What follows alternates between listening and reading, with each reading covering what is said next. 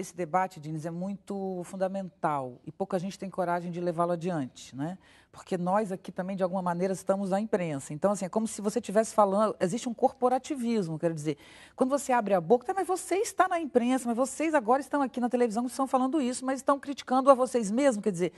Não existe essa situação, né? Não existe esse lugar. Existe um país, existe um mundo vivendo conflitos gravíssimos, seríssimos e que alguns não passam por a nossa imprensa.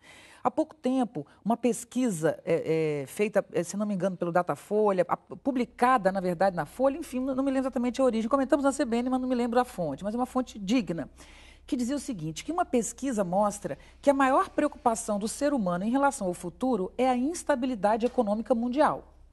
Este é o principal ponto. O segundo é o terrorismo e o terceiro é o meio ambiente.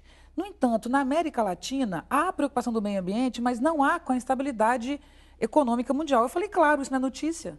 Nós não temos uma notícia sobre o perigo da instabilidade econômica mundial, da situação da Europa, da situação dos Estados Unidos, da China e o que significa o Brasil ali. Então, a crise brasileira, ela é vista isoladamente.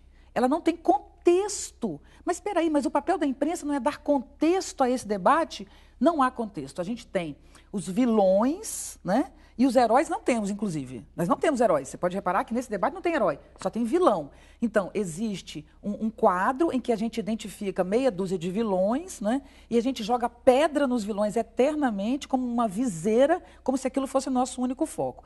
Todas as matérias, todas as manchetes, todas, ou são a crise, ou, como você mesmo mostrou, apesar da crise. Então, a palavra crise está o tempo inteiro. O que eu acho que a imprensa, quando ela não localiza um problema maior, além de um problema cognitivo, intelectual grave, né? É partidário, é gueto, é sectário, mas, além disso, a gente sai do nosso maior problema. Nós temos uma presidente que foi eleita, reeleita, no início do seu mandato. O que representa esse governo pode ser discutido eternamente, mas existe um fato. Nós temos alguém no governo e o país precisa caminhar.